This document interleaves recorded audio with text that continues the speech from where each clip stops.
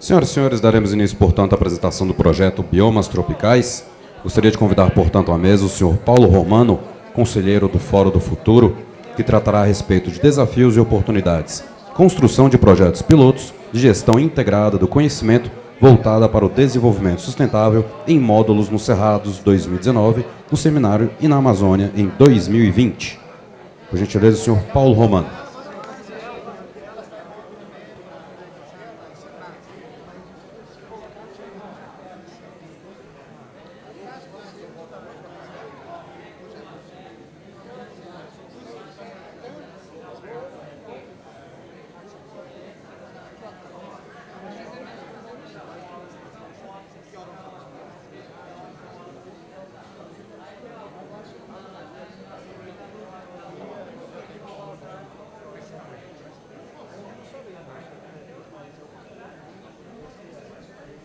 Convidamos à mesa também o senhor Fernando Barros, gerente executivo do Fórum do Futuro, que tratará do tema Diálogo, Ciência, Agricultura e Sociedade, quando projetos legitimam a narrativa do setor.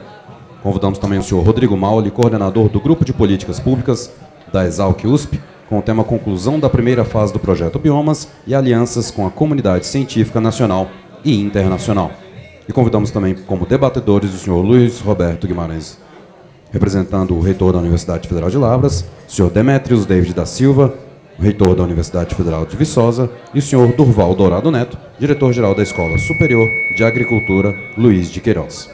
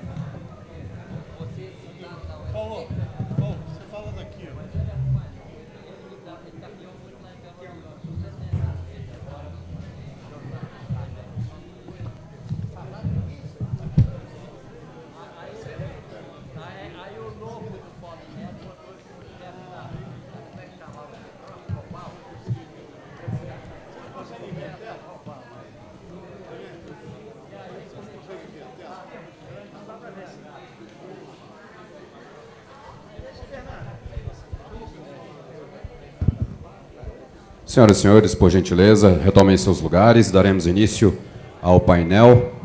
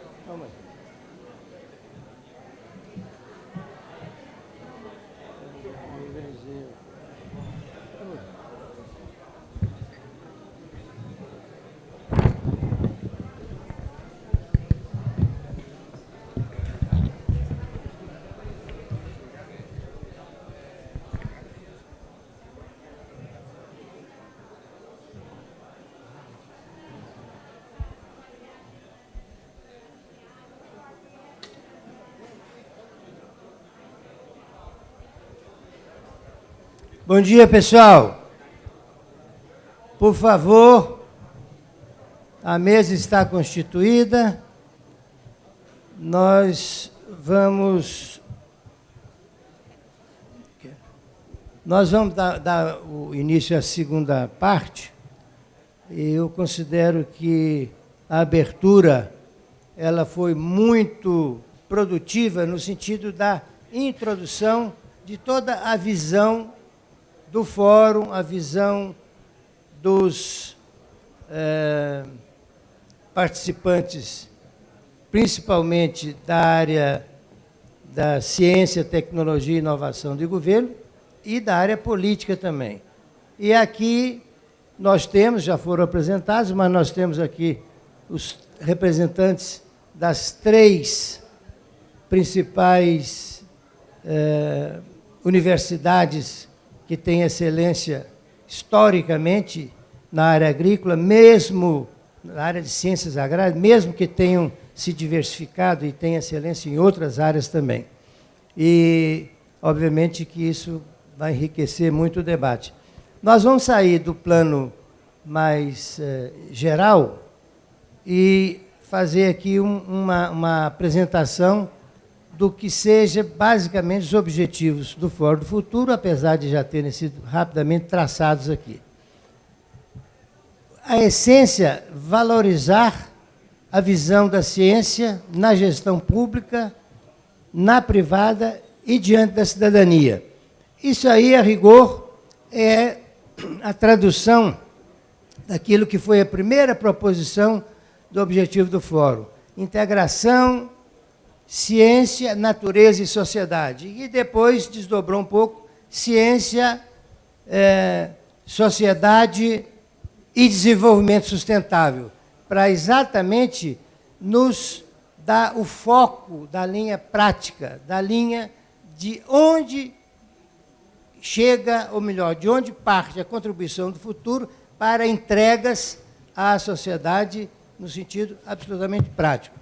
E eu gostaria depois de deixar aqui, inclusive, para a mesa, para a gente debater um pouco sobre a própria questão do desenvolvimento sustentável. Então, vamos lá. Integrar o agro no projeto brasileiro de sociedade. Isso aqui, eu poderia fazer alguma tradução, até mesmo com um cunho político. A agricultura, inclusive, se nós olharmos lá para a década de 50, 60, era o atraso. E, infelizmente, a sociedade que hoje tem na agricultura a sua grande âncora, né, para a geração de renda, emprego e, sobretudo, a sua relação com o exterior, na geração na relação cambial com o mundo, ela ainda é vista com olhos travessos pela sociedade. Então, essa é uma perspectiva que a gente tem e, por isso, a própria ministra reconheceu e falou aqui, nós estamos perdendo a batalha na área da comunicação, temos que fazer muito em comunicação. Conectar todos os atores aos desafios, ameaças e oportunidades. Essa é uma forma muito prática, muito pragmática, de, obviamente, fazer os desdobramentos e verificar. E esse é um ponto muito rico, porque o que não falta para o mundo de hoje e para um país tão complexo quanto é o Brasil, é exatamente dissecar essa questão das ameaças e oportunidades. E fazer a conexão. Promover o diálogo entre o agro, ciência e sociedade, que foi a base inicial do que eu falei, tendo como plataforma a informação científica esclarecida e decodificada. Aí nós vamos falar aqui, e deixar que a mesa nos ajude depois, a linguagem científica, ela é, em geral, e historicamente, e no mundo inteiro, hermética do ponto de vista do acesso ao cidadão comum. Essa é uma realidade. Então, a gente fala da informação científica esclarecida e decodificada. E, obviamente, qualquer comunicação, né, entre pessoas, entre grupos, entre assuntos, tem no beabá, né, o emissor e o receptor. E são códigos diferentes, sempre são códigos diferentes. Então, quanto mais complexo o assunto, quanto mais profundo, mais distante vai ficando do comum. Pode passar, por favor. Eu queria apresentar o Pedro, que chegou aqui, que é representante da Embrapa e é um dos companheiros nossos na no Fórum do Futuro e, sobretudo, é da área de inteligência na Embrapa. É uma colaboração excelente, um dos autores do livro que já foi apresentado aqui. Bom, uma proposta objetiva que o Fórum fez e que inicialmente está sinalizado, está dado o apoio da área dos dois ministérios que estavam aqui, de Ciência e Tecnologia e de Agricultura, é tratar o projeto Biomas Tropicais. Tem aí uma origem.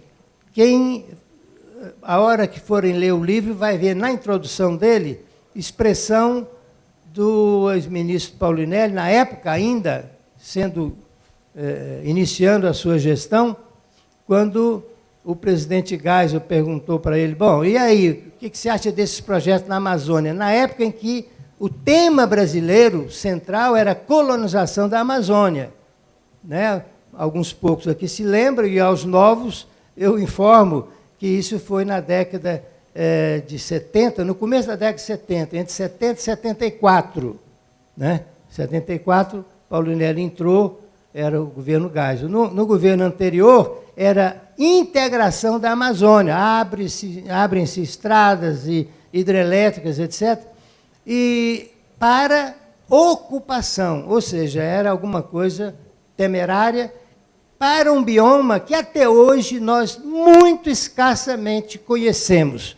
Então, a questão central dos biomas tropicais, não é só a Amazônia, é exatamente nós aprofundarmos o conhecimento para dizermos até onde vamos, ou até onde podemos ir, onde não devemos ir e como podemos ir.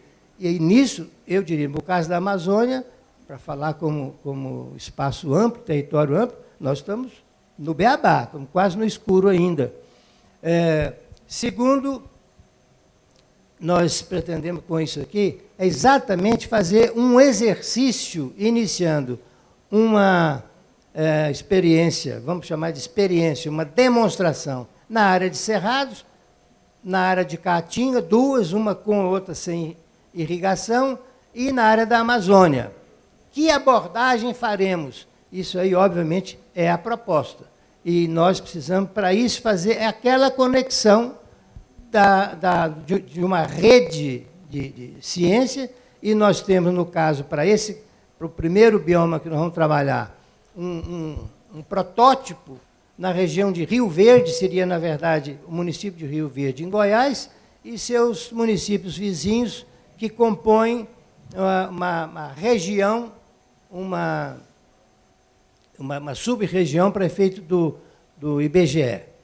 Pode passar, por favor? Quem está aqui? Então, ali está o protótipo do que seria o projeto no Cerrado, Caatinga. O que está definido é só o Cerrado, os outros não vamos mencionar por enquanto. 2020 é que seria Amazônia e Caatinga. Vou repetir aqui, qual é a síntese? É ver até quando podemos levar a perspectiva de um desenvolvimento sustentável e onde estão as limitações, elas definidas pelo bioma, pela capacidade do bioma e, obviamente, a nossa capacidade de entendimento dele, porque isso é um processo, obviamente, dinâmico. Pode seguir, por favor. Lá em cima, vejam, tem mapa,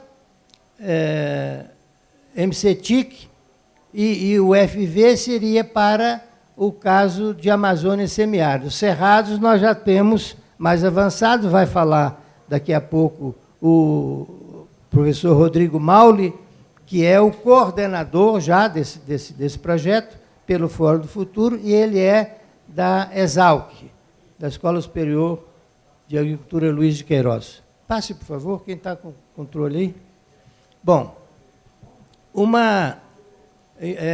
sobre comunicação e, sobretudo, sobre a questão da integração científica.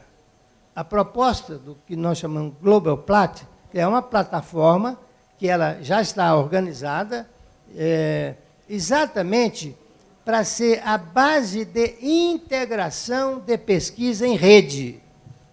Hoje está posto aqui Por exemplo, quando citou a origem da agricultura, dessa agricultura organizada do Cerrado, foi falado Programa Integrado de Pesquisa Agropecuária de Minas Gerais, o PIPAENG, né, lá em 1971.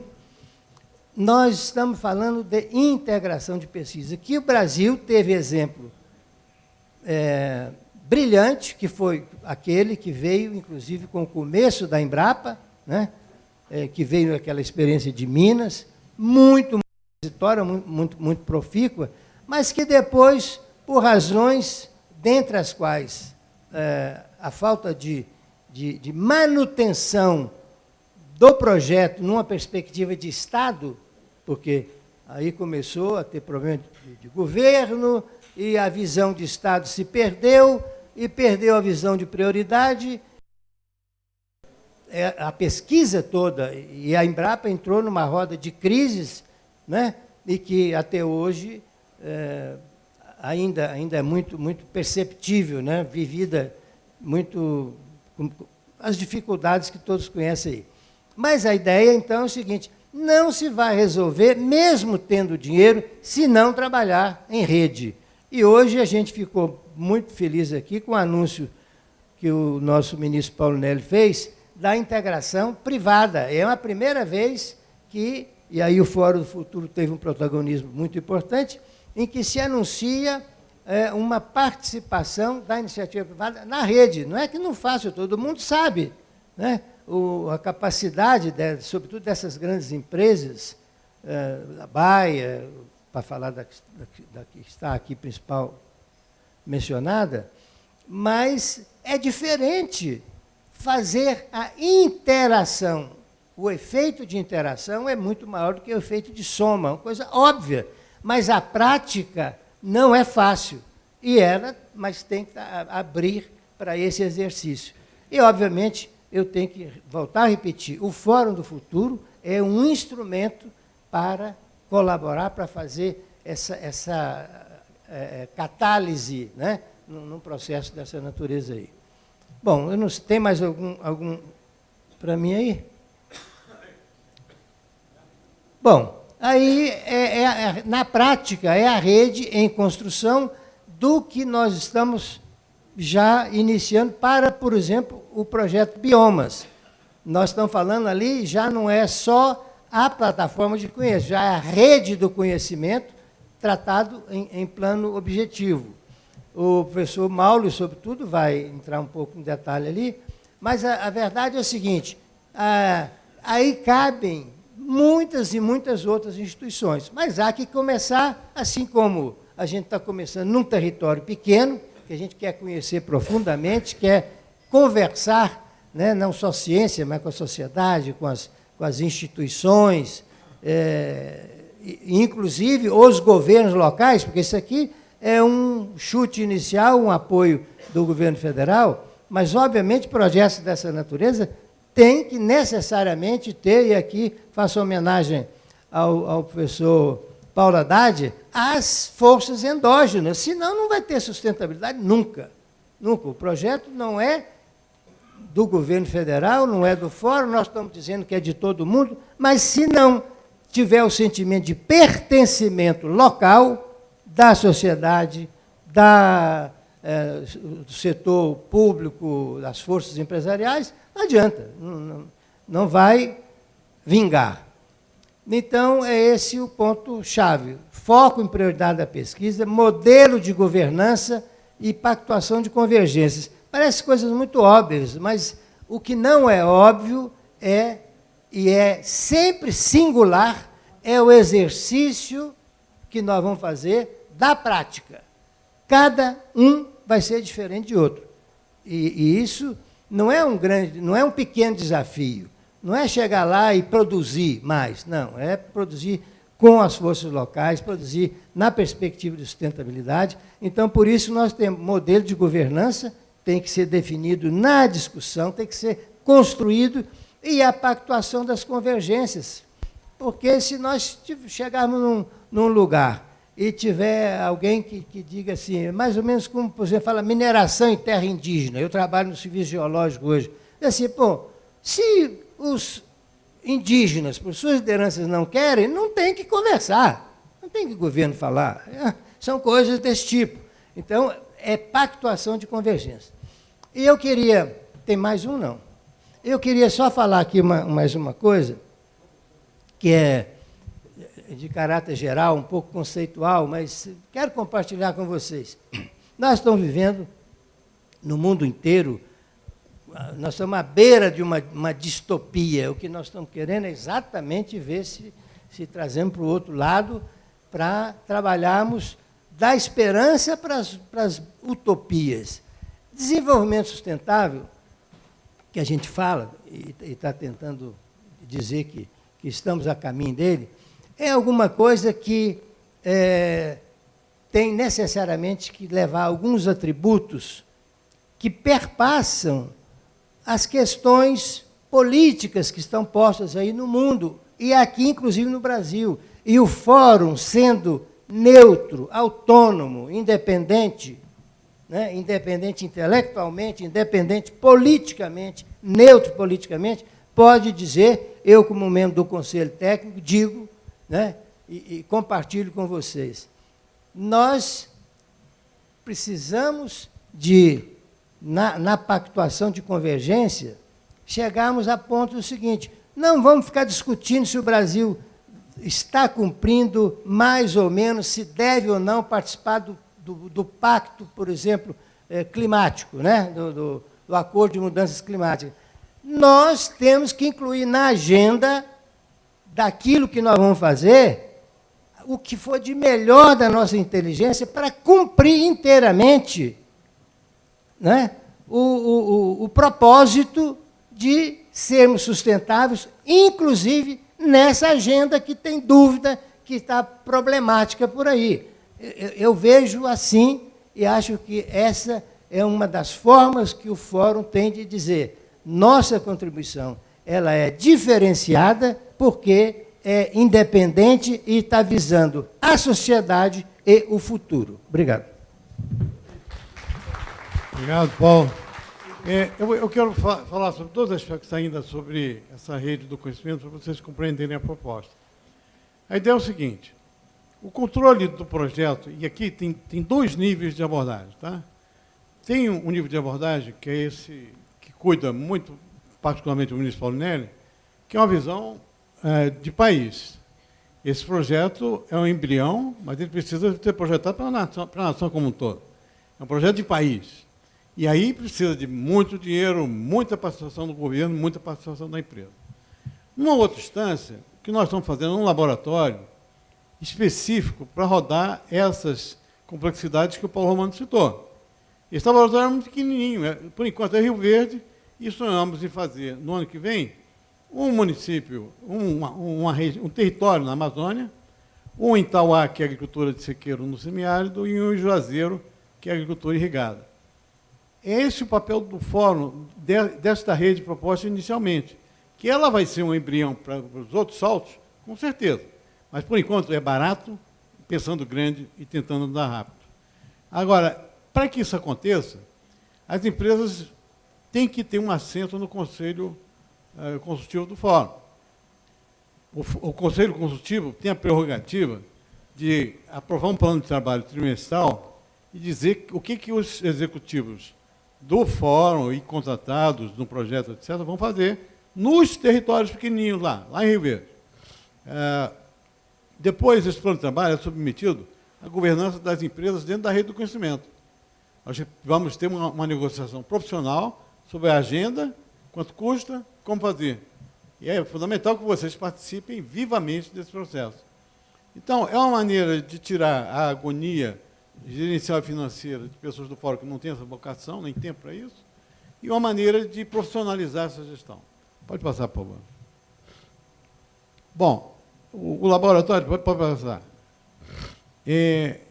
Se a gente conseguir exercitar essas complexidades em Rio Verde, e não é simples, minha gente, não é por falta de boa vontade, não, é porque a cultura de convivência colaborativa é nova no mundo. Quero aproveitar para reforçar a presença do Emiliano Botelho, nosso histórico apoiador, da Campo, Companhia de Promoção Agrícola.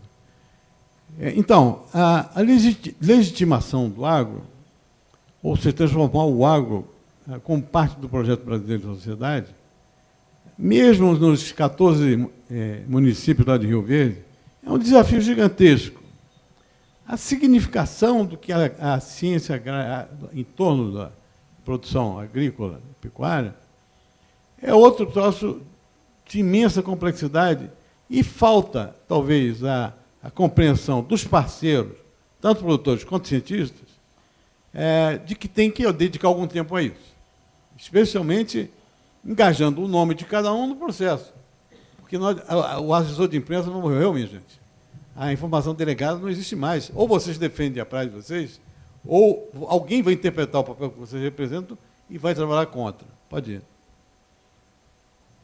Então, a gestão integrada do conhecimento no demonstrativo de biomas que a gente pretende, juntar todo mundo, ciência, governo, empresas, produtores, jovens, consumidores finais. Estimular a formação de ambientes de inovação. Eu sei que tem gente aqui interessada, por exemplo, em patentes. Nós temos uma experiência excelente em Rio Verde, mais pelo que a gente não conseguiu, mas nos permitiu entender como funciona. O agricultor não compra o ambiente de inovação. Ele compra a tecnologia, ele vai na mercearia e faz a conta. Olha, quanto custa essa semente? Vai me dar resultado no ano que vem? Ele paga. Agora, comprar um risco de investimento em inovação que pode virar um Google ou pode dar errado, não está na cultura.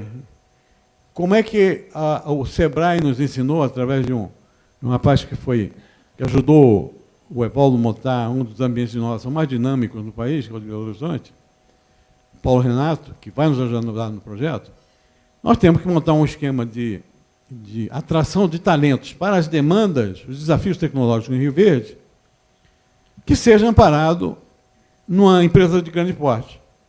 Porque isso não precisa convencer ninguém da cidade.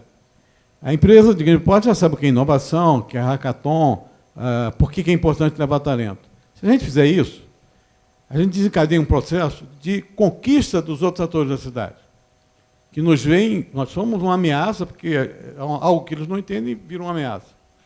Então, aos poucos, a gente vai trazendo todo mundo para a agenda e apresentando resultados práticos. Esse projeto, em 5 anos, ele sedimenta 100 talentos em Rio Verde. O cara que vai casar com a menina lá, vai arrumar um sócio, 100 talentos de todo o Brasil e talvez do mundo. É possível fazer? Não é difícil, a gente tem tecnologia, só precisa estar dentro de um plano de trabalho bem organizado. Focar a pesquisa na realidade econômica, social e ambiental dos relatórios de demonstração. Ninguém fez antes essa ideia de, primeiro, fazer o levantamento científico de qual é o estado atual das pesquisas daquela região e encomendar uma pauta suplementar. É a primeira vez, como o ministro Paulnelli diz, a ciência na frente, depois os potenciais.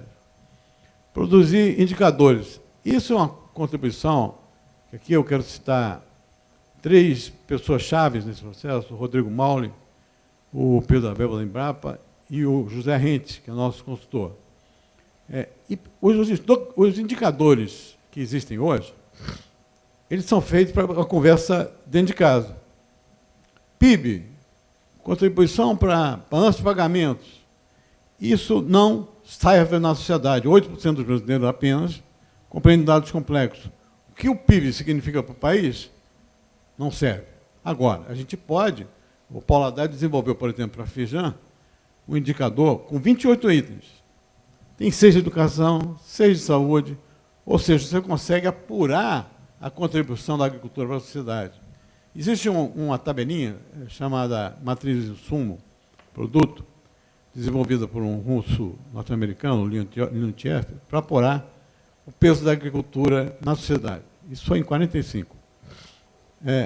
O IBGE não entrega o resultado da matriz de insumo do produto desde 2009. O IBGE tem 2 especialistas trabalhando com agricultura e 40 com indústria.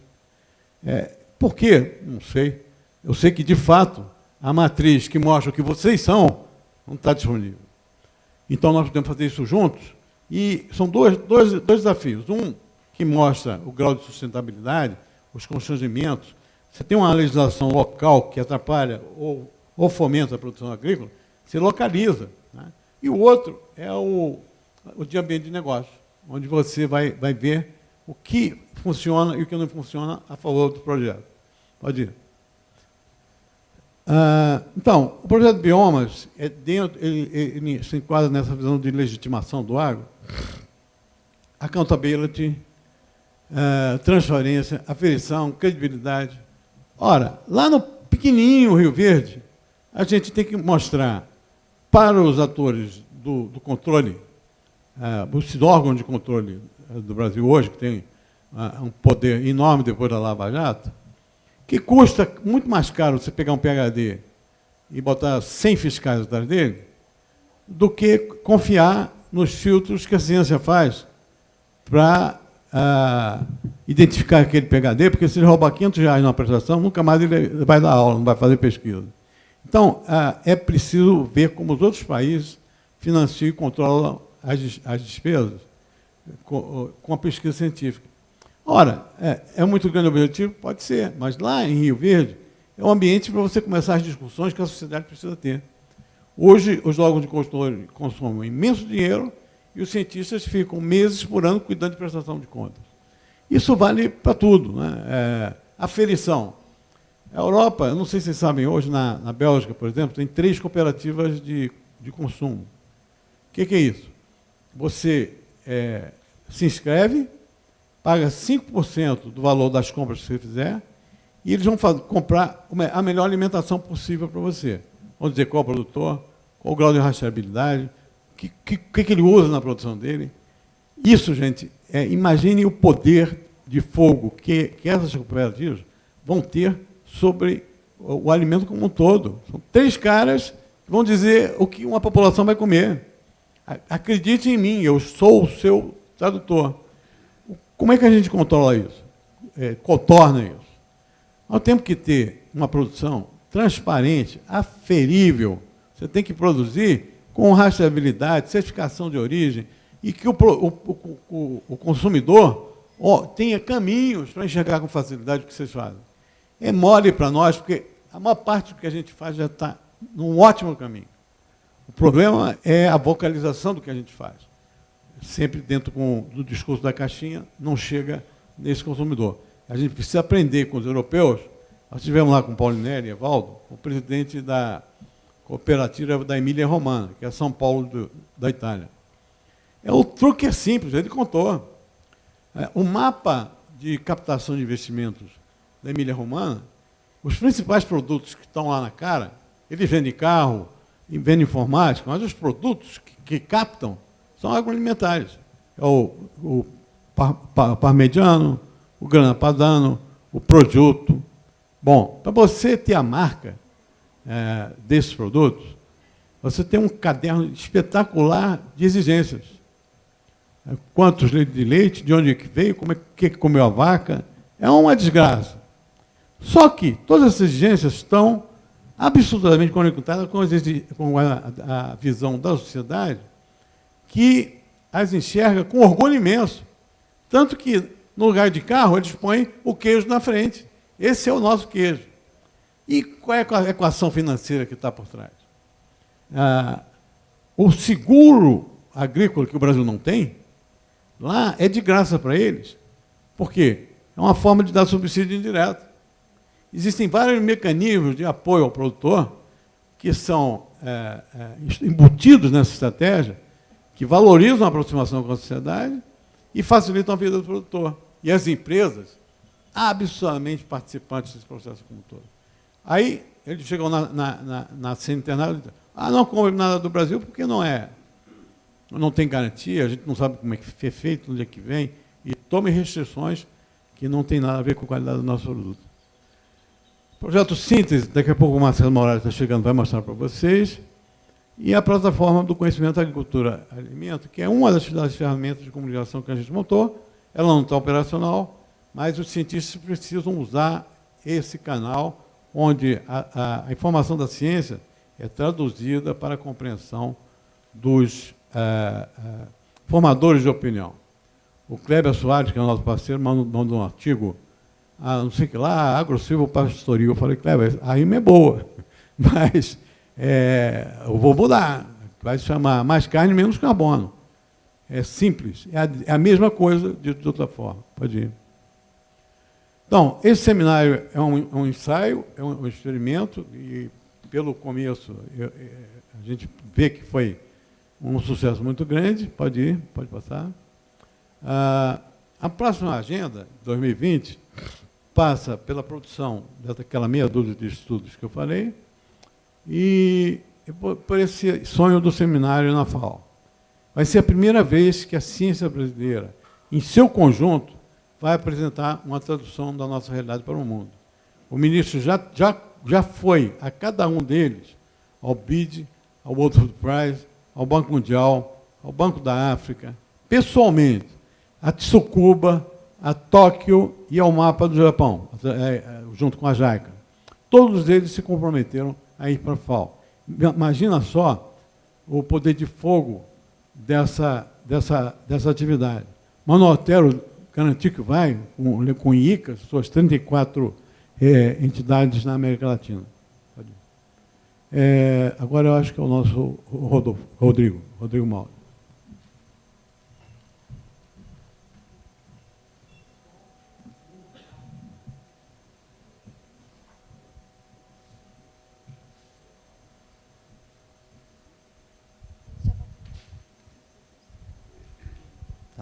Bom dia a todos. Só esperar ele posicionar lá o slide. Bom, acho que tanto o Paulo como o Fernando já falaram bastante da parte estrutural do projeto, e agora eu vou apresentar um pouco como é que a gente vai aterrissar ele na região de Rio Verde e como é que vai ser o encaminhamento da parte operacional. Tá? Bom, então, a ideia central do projeto é que a gente possa, a partir de uma análise territorial, ou seja, a gente entenda bem aquela região que a gente está trabalhando. Então, a gente já está trabalhando uma série de dados, muitos dados espaciais, dados literais, né? Então, nós vamos chegar com um diagnóstico para quê? Para que a gente possa fazer uma conversa com os atores locais. Esse material ele deve servir de fomento e de sensibilização para que esses atores locais sejam envolvidos e participem dessa discussão e construção, né? A ideia é o quê? A partir desses materiais trabalhados, analisados, a gente gere dados, informações, isso sejam discutidas dentro dessa rede temática, que seria essa rede envolvida com os atores locais e outras entidades.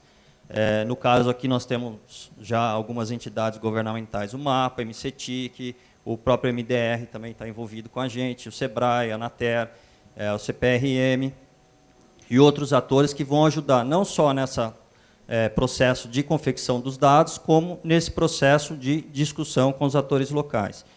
E a ideia é o quê? Que a partir desse trabalho de discussão de dados e de análise se chegue numa visão de futuro para a região. Tá? Então, a ideia é que se construa e se definam quais são os entraves, quais são os gargalos e como é que nós vamos atacar esses gargalos. Então, a partir dessa visão de futuro para a região, a gente possa ter quais seriam as diretrizes para setor público e setor privado estar atuando dentro do desenvolvimento daquela região. E, de forma complementar, nós vamos gerar esses indicadores para fazer essa parte de acompanhamento e monitoramento dessas regiões, né? Como o Fernando falou bastante, acho que essa parte de ser transparente é muito importante.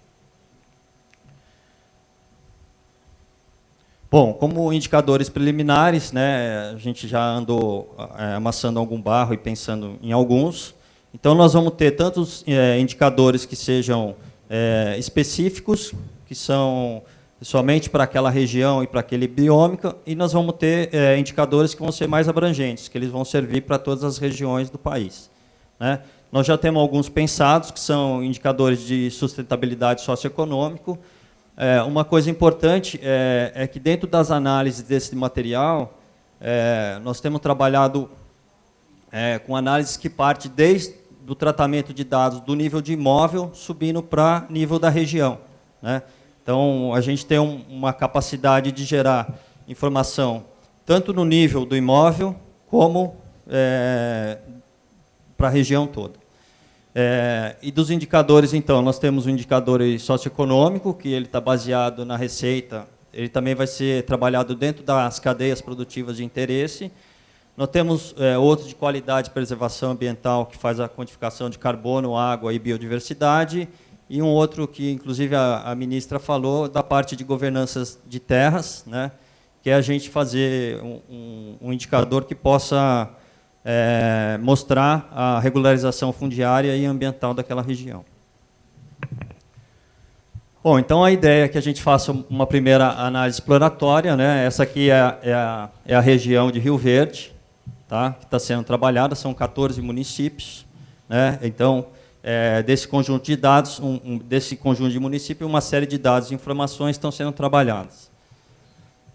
Eu vou mostrar só alguns a títulos de exemplo, não é só para entender o nível de ação que a gente consegue fazer na região. Por exemplo, um de ocupação territorial. Então, a gente consegue saber quantos imóveis tem na região, quantos estão cadastrados no CAR, quantos estão cadastrados no CIGEF, qual é o tamanho desses imóveis, né? Então, a gente consegue fazer categoria, a gente consegue chegar ao nível, saber se aquele imóvel que a gente tem, a malha fundiária, se ele está cumprindo ou não a regularização ambiental, por exemplo, né?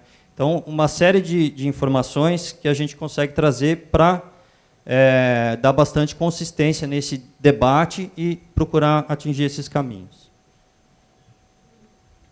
Bom, uso e ocupação do solo, né, que nem da região de Rio Verde, lá dá para ver que 43% do município é agricultura, 42% é pasto e 15% é vegetação nativa, né? Então, são informações que vão trazer consistência para o debate, tá?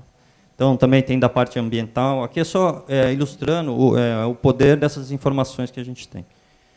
Bom, tem outros de dinâmica do meio rural. Então, dá para saber que, eu não enxergo muito o número, que 41% tiveram assistência técnica, 41% são de cooperados na região. Dá para a gente ter ideia de qual é a aptidão da região. Então, a gente tem mapa de aptidão, 90% da região tem uma alta aptidão. A gente consegue ter informação do potencial de expansão da agricultura irrigada, que pode ser uma nova ferramenta também para o aumento de produtividades na região. Infraestrutura elétrica, esse último mapa de conectividade rural, então ele mostra, né, quanto mais verde, a gente vê que tem um sinal bom de internet no meio rural. Como a gente pode ver lá o mapa, a cobertura é bem baixa, né? Então, o mapa está desenvolvendo um projeto para fazer ampliação junto com o MCTIC dessa conectividade. Outras informações da parte econômica, né? Então, quanto que é o VB agro da região, PIB, outros processos, como nós trabalhamos desde o nível da malha fundiária, a gente consegue entender como é que é a distribuição do ITR na região. O índice FIDAN, né, que foi há pouco citado, e também está sendo feito outro trabalho para entender o ambiente dos negócios. Aí esse trabalho está sendo feito junto com a Embrapa e com a Anatel.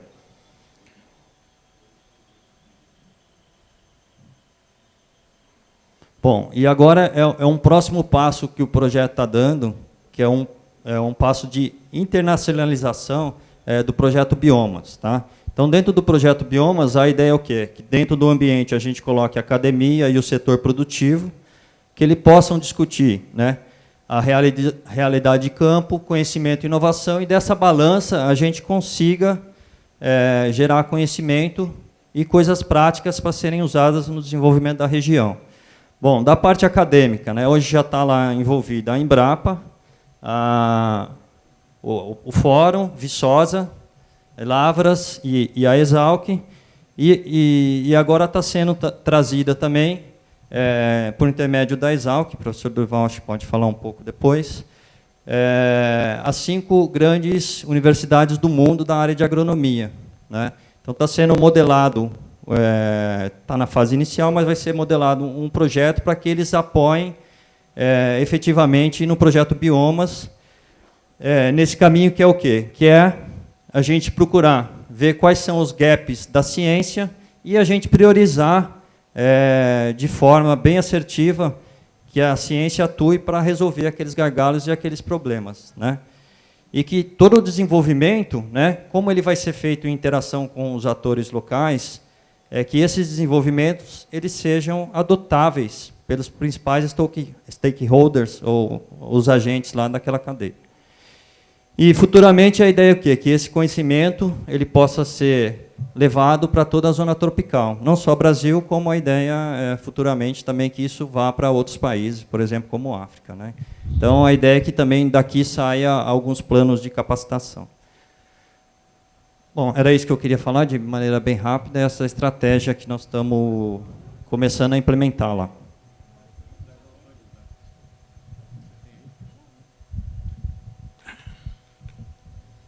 Bom, eu vou passar, em primeiro lugar, a palavra para o nosso professor Doval, pela ordem lá. Ele tem boas novidades para trazer para a gente, com certeza. Bem, na função aqui de debatedor, eu gostaria de parabenizar os 3 palestrantes. O Paulo Romano, onde basicamente ele falou dos projetos pilotos, falou de desenvolvimento sustentável, com enfoque principalmente aí no que já começou, no Cerrado, agora em 2019, e nos 2 próximos biomas, né, Caatinga e Amazônia, em 2020. Já o Fernando Barros teve mais como enfoque a comunicação, essa relação entre ciência, agricultura e sociedade. E o Rodrigo Mauli, ele falou basicamente aí do projeto Biomas, basicamente no ano de 2019, fazendo um estudo de caso, uma análise territorial. Então, fez aí um diagnóstico, onde a gente pretende aí identificar desafios, ameaças, oportunidades.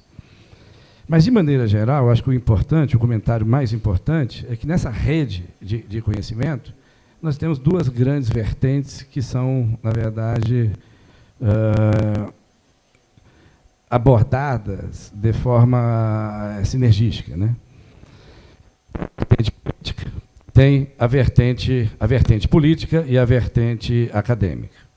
Então, no caso, eu chamaria aqui a atenção, do caso da vertente política, o aspecto relacionado aí à comunicação e também investimentos em educação e pesquisa, que eu acredito que isso é consenso no grupo.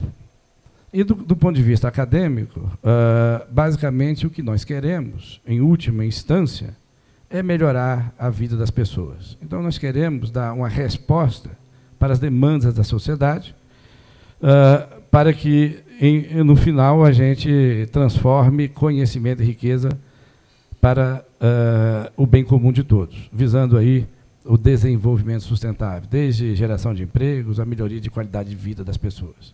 Bem, então, falando um pouco mais nesse aspecto acadêmico, que talvez seja mais pertinente à academia,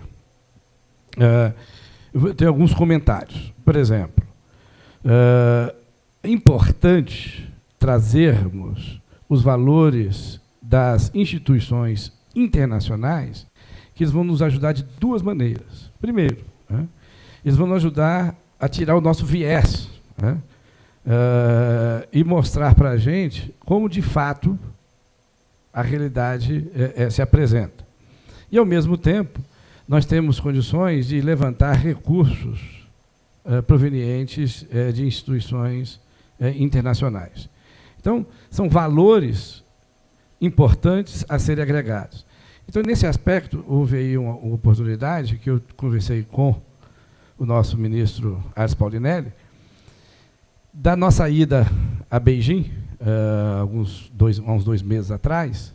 Na verdade, a gente foi para Beijing, para Hainan, onde essa universidade de Hainan é que, na verdade, está com bastante recurso para investir, principalmente no Brasil, nesse tipo de investimento. Na ilha de Hainan existe uma cidade no sul chamada Sanya. E nessa cidade está sendo construída uma cidade da ciência e da tecnologia da China. Estão investindo 26 bilhões de dólares. E nós estamos participando dessa construção. Inclusive, nós vamos ter agora, no final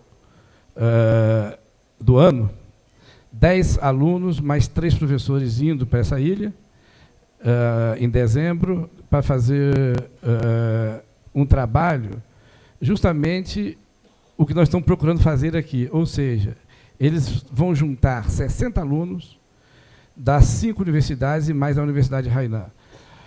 Quais são as universidades? Wageningen University, de Wageningen, na Holanda. A segunda, no ranking, né? University of California, Davis.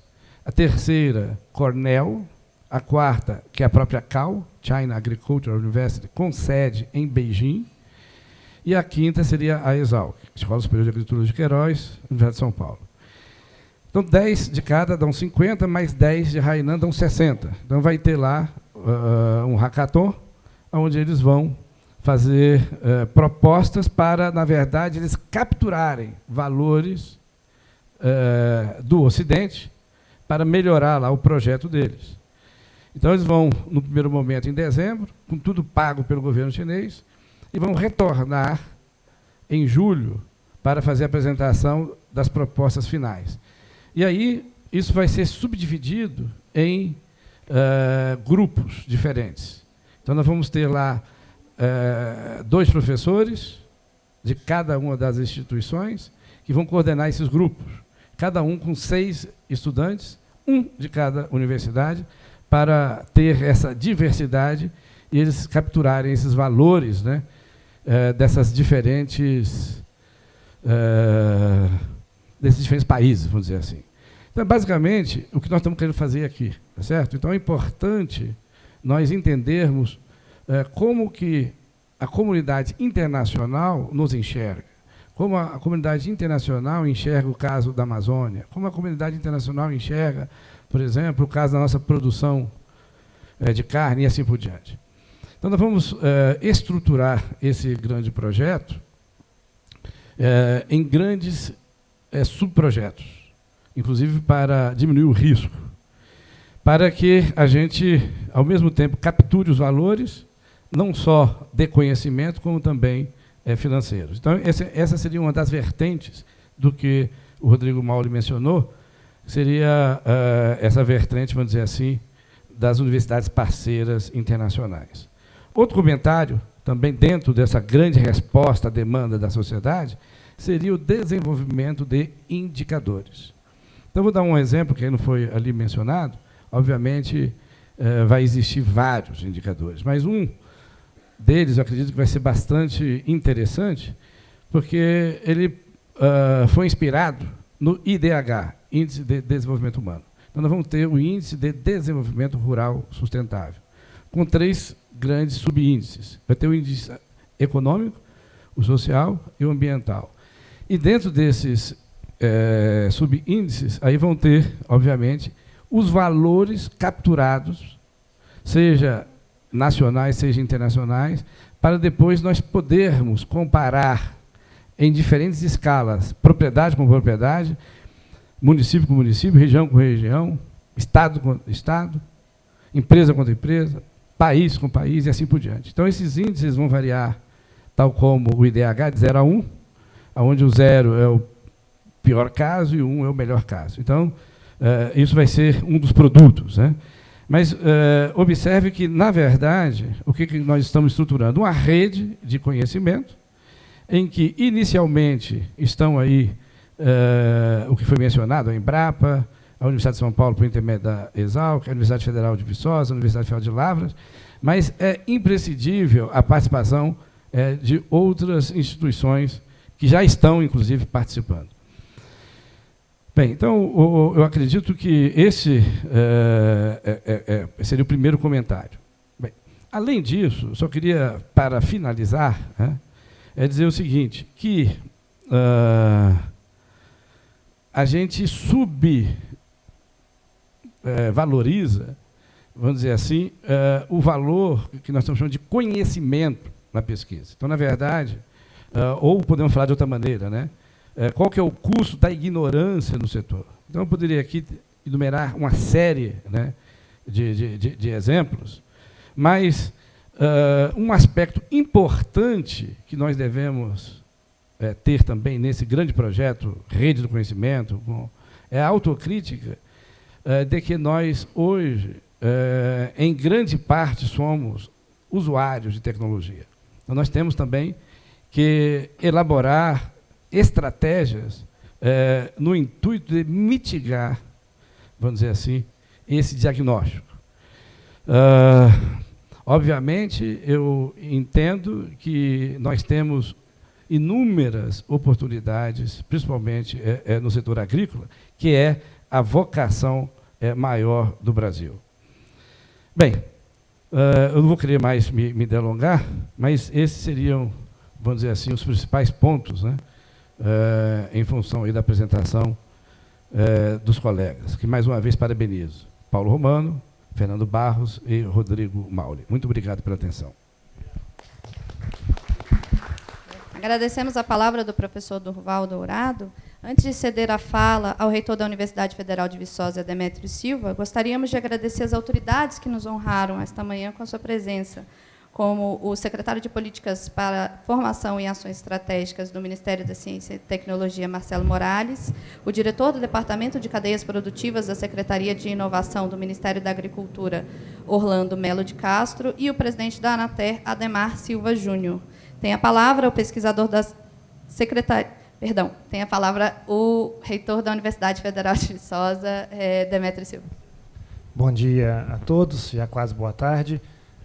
Permito-me inicialmente cumprimentar a todos os ex-alunos da nossa universidade aqui presentes. Gostaria de cumprimentar a todos em nome de alguns ilustres ex-alunos, Dr. Rui Caldas, que completa 55 anos de formado esse ano e que no dia 14 de dezembro estará na UFV.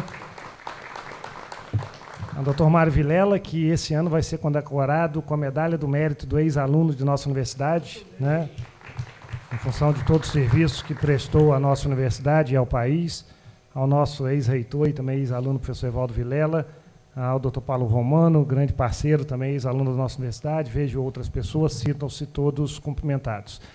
Gostaria só, para descontrair, de mencionar o seguinte: tem certas coisas que só o Dr. Alisson Paulinelli consegue. Como, por exemplo, me fazer sair de Viçosa, chegar meia-noite em Belo Horizonte, acordar às 4h, pegar um voo às 6h e ainda retornar hoje à noite para Viçosa ainda, né? Devo chegar lá por volta de 1, 2 horas da manhã. Mas falo isso por quê? Porque isso mostra a capacidade de mobilização, né, que, capitaneada por ele, o Instituto Fora do Futuro acaba tendo. Eu acho que esse é o grande diferencial. Porque nós, culturalmente falando, não temos tradição e não sabemos trabalhar em rede, trabalhar de forma cooperativa. E esse é um grande problema. Foi mencionado aqui anteriormente, em muitas falas, particularmente em uma, que nós já temos muita pesquisa desenvolvida no país e que falta aplicar. Concordo, mas nós temos ainda falta em muitas áreas, ainda precisamos pesquisar muito. O que nós não podemos mais fazer, e nós continuamos fazendo, é usar os poucos recursos que nós temos e continuar replicando esforços. Acho que esse é o grande diferencial, e isso, Fora o Futuro, acho que, né, deixa para nós um grande legado, que esse legado é lógico. Inicialmente, nós temos aqui, enquanto ICTs, né, UFV, UFLA, Exalc, Embrapa, mas diversas outras serão naturalmente agregadas no processo, junto com o governo, junto com entidades privadas, fazendo esse link com a sociedade. Eu acho que esse é o grande diferencial, que nós estamos trabalhando muito, doutor Alisson, mas confesso que muitas vezes, enquanto dirigente de universidade pública, que tem 93 anos de existência, e isso vale para todas as outras 62 universidades federais, não é só para o UFV, muitas vezes nós somos criticados pela sociedade por sermos um polo de ciência, tecnologia e inovação e não conseguirmos interferir na realidade que nos cerca.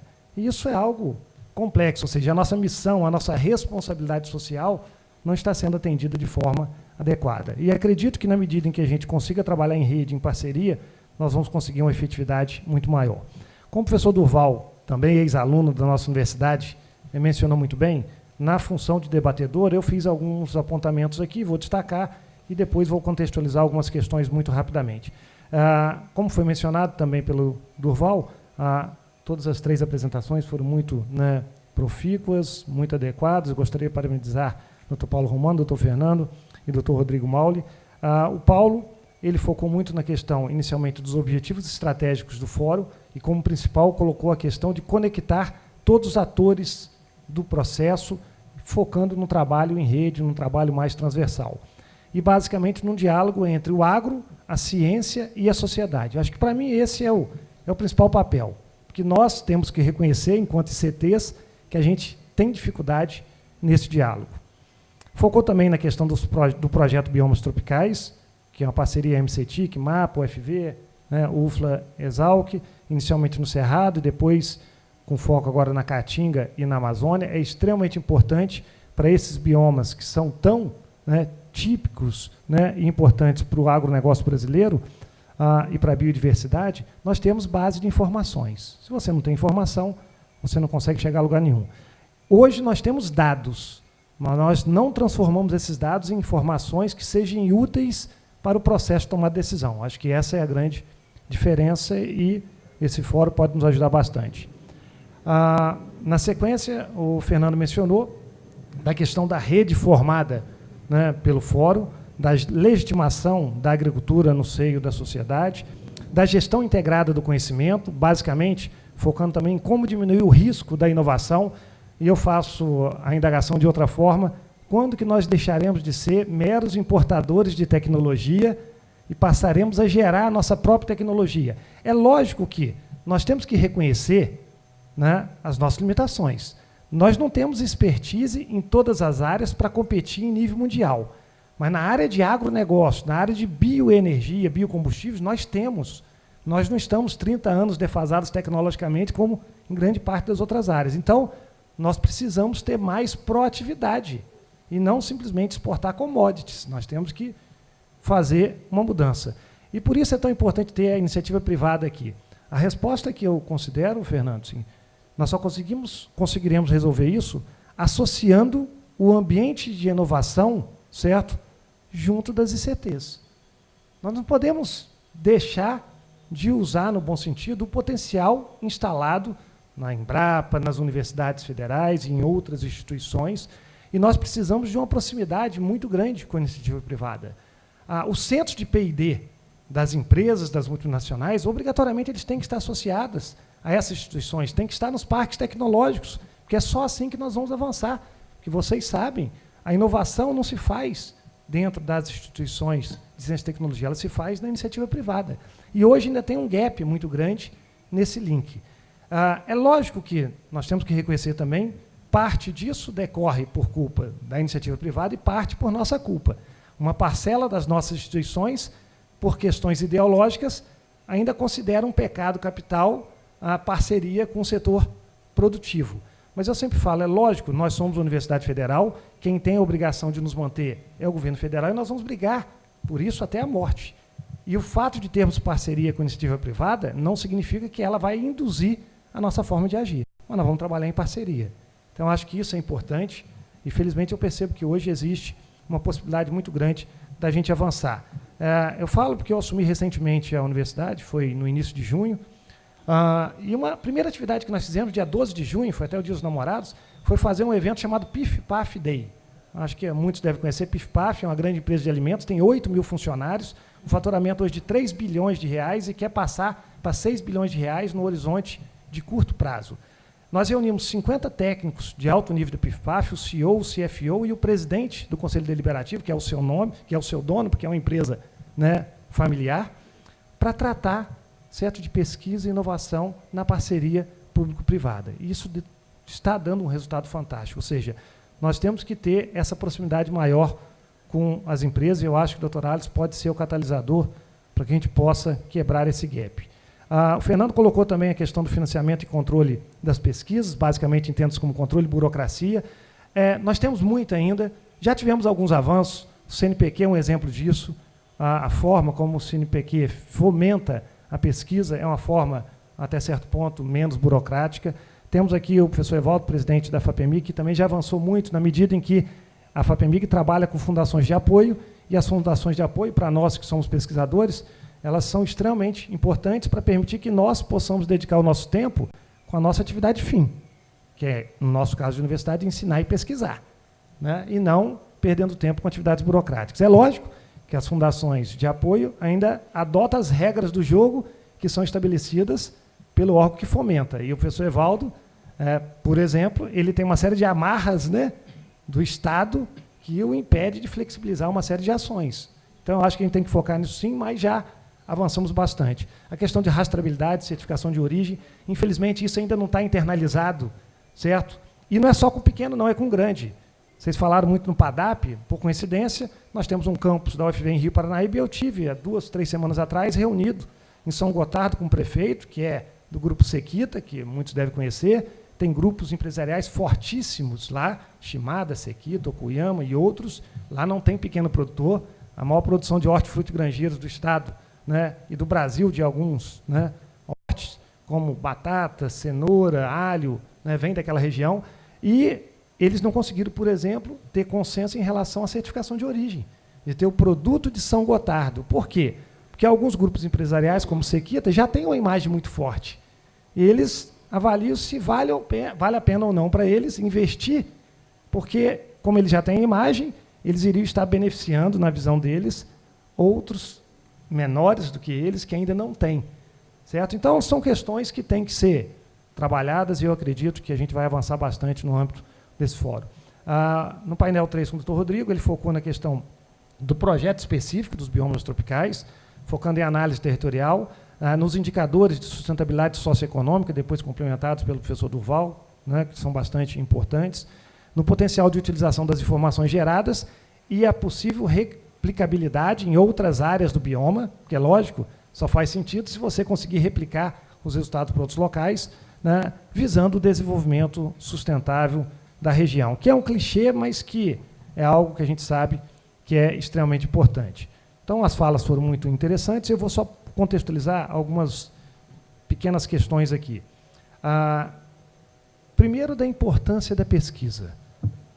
Se nós não transformarmos ciência e tecnologia em inovação que possa mudar a realidade de vida da nossa população, nós não vamos internalizar o agro na sociedade. A sociedade tem que perceber a importância da ciência e tecnologia. E isso ela ainda não percebeu. Como ela ainda não percebe a importância das universidades, das instituições de pesquisa. Então, é um trabalho que nós vamos ter que fazer, né, muito forte na sociedade. Mas nós temos informações que a gente manipula muito mal, nós somos péssimos para divulgar. E eu falo particularmente lá, nós somos da zona da Mata de Minas, trabalha muito e divulga muito pouco o que a gente faz. Vou dar um exemplo simples aqui. Cana-de-açúcar. Ninguém, né, deixa de reconhecer a importância de cana-de-açúcar no nosso país. 50% da área plantada de cana-de-açúcar no Brasil são de variedades produzidas numa rede de pesquisa, na rede Ridesa, sendo que a variedade de cana-de-açúcar mais plantada no Brasil é uma variedade desenvolvida pela UFV no contexto da rede Ridesa. 25% da área plantada de cana-de-açúcar no país. Isso não é pouca coisa. Isso é a prova cabal de que rede de pesquisa funciona. E sabe quem financia essa rede de pesquisa? Quem financia é o setor privado. São as usinas que pagam mensalmente para as universidades para que elas realizem as pesquisas e que possam usar as variedades desenvolvidas, que muitas delas são desenvolvidas para atender peculiaridades de determinadas regiões, como doenças e pragas, né? Então, isso mostra que vale a pena investir, já que essa rede ela é fomentada exatamente pela iniciativa privada. Nós temos uma área espetacular em Capinópolis, que permitiu o desbravamento do Cerrado, que é uma fazenda muito boa que nós temos, e que ela só hoje persiste porque nós temos recurso privado ajudando a fomentá-la. Porque a universidade, nós éramos inicialmente uma universidade de agronomia e veterinária, hoje nós temos 67 cursos de graduação e nós não temos mais recursos financeiros para manter áreas experimentais como nós mantínhamos 50, 70, 80 anos atrás. Então, essa parceria com iniciativa privada, nós temos diversos exemplos. Eu dei um exemplo, que a UFV está muito envolvida, mas todas as universidades, né, elas têm inúmeros exemplos para mostrar, mas a gente comunica ainda muito mal com a sociedade. Temos que lembrar também que o Brasil são muitos países aqui dentro, né? As realidades são totalmente distintas. O que a gente fala, né, para a região de Cerrado não se aplica em hipótese nenhuma na zona da Mata de Minas, onde nós temos os IDHs tão baixos como no Vale de Jequitinhonha, produtores totalmente descapitalizados, o doutor Alisson sabe, que não conseguem tirar da terra seu sustento, Por isso, inclusive, o problema ambiental é seríssimo. Se o produtor não tira da terra seu sustento, você acha que ele está preocupado em preservação do meio ambiente? Salvo raras exceções, isso não faz parte da ordem do dia. Ele vai continuar plantando na menos pior área que ele tem, que é a área ripária, próxima aos cursos d'água, e vai continuar degradando o meio ambiente. Então, para fechar, eu acredito que nós temos uma grande oportunidade hoje, que é a produção de alimentos, né? O mundo, com população crescente, precisa, e ninguém tem dúvida que o Brasil, né, é o grande player nesse cenário, tanto que a China, não é por acaso, nós acabamos de fazer uma missão, né, da UFV à China, e tem uma quantidade absurda de universidades chinesas que querem parceria com universidades brasileiras. A África, nós acabamos de ter o simpósio Brasil-África Fórum, que foi em São Paulo, recebemos depois a comitiva toda, a UFV é o ponto focal de todos os países da África em termos de agricultura. Exatamente porque é cooperação sul-sul, clima similar, e nós temos tecnologia que pode ser aplicada diretamente, né, para os países africanos. Agora, além dessa oportunidade de produção de alimentos, nós temos alguns desafios. Como produzir mais alimentos sem avançar as fronteiras agrícolas, preservando o meio ambiente, num cenário altamente complexo, que é o de mudanças climáticas, que a cada dia tem gerado um agravamento dos eventos extremos, tanto de seca quanto eventos de chuva, e isso muda drasticamente a realidade da agricultura. E, mais do que nunca, a pesquisa vai ter que dar as respostas para que o agronegócio brasileiro continue cumprindo e avance ainda mais no cenário nacional e no cenário internacional. Muito obrigado. Ouviremos agora o representante da Universidade de Lavras, o professor Luiz Roberto Guimarães Guilherme. Boa tarde a todos. Eu vou tentar ser bastante breve. Muito obrigado a todos que estão aqui presentes, ainda estão aqui, os que nos estão acompanhando à distância. Eu queria me limitar ao finalzinho aqui, parece até que nós combinamos, mas eu queria talvez pensar um ponto de cada. O Paulo comentou sobre a questão de relacionamento de ciência e sociedade. Eu acho que a nossa linguagem, obviamente, a científica é ruim, mas nem todos os pesquisadores são ruins para comunicar. Mas a gente pode pegar exemplos, infelizmente o Kleber não está aqui, depois o Pedro Abel pode complementar. Ele me falou um caso interessante, que eles estavam com o Maurício de Souza falando sobre desenvolver uma linguagem que ela teria que começar o agro na escola, a escola básica, para mostrar como a agricultura é importante, e a questão que estava sendo tratada era desperdício de alimentos. Desperdício de alimentos, que todos têm tecnologia para mostrar como pode ser evitada, é a terceira causa maior de emissão de gás de efeito de estufa. Então, quando forem almoçar agora, olhem o seu prato, que o que sobrar lá é a terceira mais causa de emissão de gás de efeito de estufa. Primeiro é a China, segundo os Estados Unidos, depois desperdício de alimento. Eles estão fazendo isso com o Maurício de Souza. Eu vou botar isso lá no restaurante da universidade. A comunicação, ela talvez tenha que ser feita nesse sentido. Bom, eu acho que como é que a gente poderia... Eu vou aproveitar a deixa do Demetrios. A ciência tem que atender a dor do setor. Então, o artista tem que ir onde o povo está. O nosso Milton Nascimento já falava isso, e eu acho que a gente tem que sair da zona de conforto para poder desenvolver algumas pesquisas que a gente está acostumado a fazer.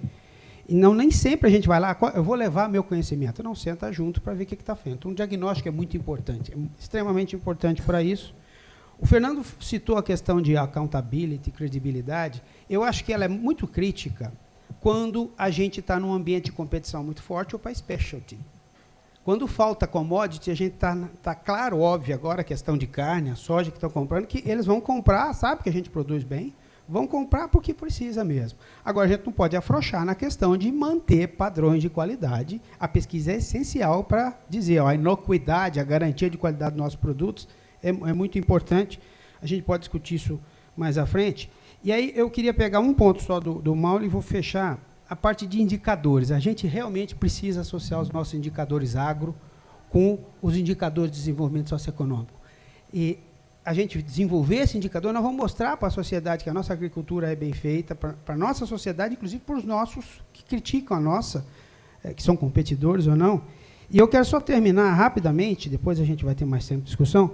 Eu tenho uma angústia, eu sou um dos representantes da minha universidade sobre um programa de pós-graduação, e o nosso programa, o PRINT, que é financiado pela CAPES, que é um financiamento para pesquisa, o nosso foco foi segurança alimentar. Então, eu sou o peregrino para sair, nós estamos fazendo parcerias em alguns lugares, E falando sobre segurança alimentar, eu me orgulho muito de falar que o Brasil é o país dos 4 Fs. Era 5 porque tinha o quinto, era futebol. Quais são os 4 Fs? O quinto a gente tinha Food, Feed, Fiber and Fuel.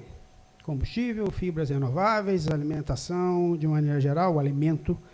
E aí eu recebi na minha cara, por colegas nossos, parceiros, falaram, vocês têm 4 Fs que vocês precisam resolver. Forest. Fire. Então, floresta. Fogo. Fish. Vocês não estão cuidando dos seus rios, né? E fairness. Então, a distribuição. Eu acho que um grande desafio nosso, para nós mostrarmos para a nossa sociedade e para os nossos parceiros, aí, Dorval, vamos pegar o colega de Wageningen, de Davis, de Cornell, da China Agricultural University.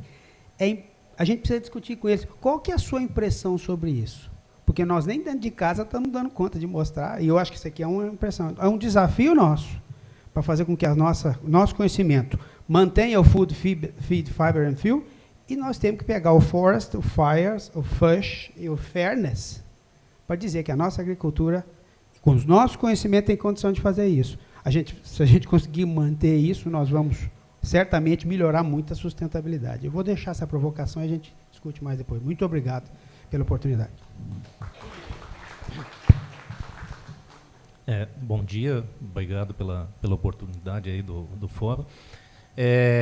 Eu fiquei por último, acho que justamente para tentar fazer uma síntese e sinalizar o próximo passo desse projeto Biomas do Fórum do Futuro, que ele vem desenvolvendo aí com a Embrapa e as universidades. Eu venho acompanhando esse projeto desde o início. Primeiro, um esclarecimento, né, que é óbvio, mas por que o recorte de biomas? Né? Por que não o recorte político? É muito simples, é óbvio, porque a agricultura é extremamente influenciada pela oferta ambiental, e o bioma é o que melhor reflete a oferta ambiental. Solo, chuva, água não, sol e etc. Nós fizemos recente, estamos concluindo, um relatório em que nós ouvimos em cada bioma, cada um dos 6 biomas brasileiros, nós ouvimos um grupo de pessoas dedicadas, ligadas ao setor agrícola, desde ONGs, questão social, etc., etc. E essas oficinas, a Embrapa fez com o patrocínio do BID e o apoio do Fórum do Futuro. Essas oficinas participaram lá 60, 80, até 100 pessoas. E nós identificamos alguns desafios ou questões críticas. Primeiras, aquelas óbvias, né? Logística, etc., custo Brasil, e etc., etc. Uma me chamou a atenção, que foi comum a todos os biomas, a questão crítica, que a geração do conhecimento não se traduz em produtividade, não se traduz em geração, em riqueza. Né? Segundo, é que essa riqueza não é distribuída. Né? Então, isso nos leva a crer que nós temos um problema que já foi comunicado de manhã, resumido em assistência técnica, que não é só assistência técnica. Né? Mas vamos tratar assim, a assistência técnica, como que esse conhecimento impacta lá na frente. Segundo, a questão da distribuição de riqueza. Ficou claro que há um entrelaçamento entre dimensão econômica, social e ambiental. Na região amazônica e no Nordeste é muito claro, o agricultor pobre vai fazer o quê? Ele não vai respeitar o meio ambiente, ele vai desmatar. Né? Então, isso é um exemplo da relação ambiental, econômica e social. O Brasil se insere no mercado mundial como um exportador de commodities. E não é privilégio do Brasil, América Latina. Nós estamos começando a viver os efeitos do fim do ciclo das commodities. Aí, essa semana foi anúncio aí do problema da nossa balança externa, e etc. Isso é um sinal claro que nós vamos ter problema econômico ali na frente, que agrava a questão ambiental e que agrava a questão social. Então, não podem ser tratados de forma dissociada essas 3 dimensões. Essa geração de dados, de informações que o Rodrigo apresentou, né, são excelentes para a gente compreender isso. Mas isso aí tem que ter uma aplicação prática, tem que resultar em algo que melhore essa relação econômico, social e ambiental. Nós identificamos em cada um dos 6 biomas desafios ou questões críticas que são muito claras. Além da questão que eu traduzi em assistência técnica e dessa relação, no Pampa ficou muito claro que é um avanço, uma diversificação da produção agrícola e a interferência entre sistemas de produção. E a gente tem ouvido todo dia que o herbicida da soja está prejudicando a fruticultura no Pampa. Mata Atlântica, ficou muito clara a relação, a dualidade entre rural e urbano. Desmatamento, falta d'água lá em São Paulo, doença, avanço de doenças, abelha. Então, esse é o desafio da Mata Atlântica. Cerrado, são 2 desafios. Produtividade, estagnou, segundo os participantes, estagnou a produtividade, precisa o próximo salto. E segundo eles, isso tem que focar água, irrigação, uso sustentável da água e irrigação. E distribuição de riqueza. Embora o Cerrado, a participação de agricultores, pequenos agricultores e pobres no Cerrado seja muito pequena, mas existe e é um problema sério. Caatinga, nós ouvimos lá muito claro, tem uma agricultura irrigada e uma agricultura de sequeiro na Caatinga. A agricultura irrigada, segundo eles, tem problema, mas eles se viram. A agricultura de sequeiro, ali está o problema. Como resolver isso? E não tem água, a Caatinga está no limite da água, né? Como resolver isso? E ninguém na oficina apresentou solução, porque não se faz agricultura sem água, né? Aí surgiram coisas como geração de energia e etc, etc. Amazônia.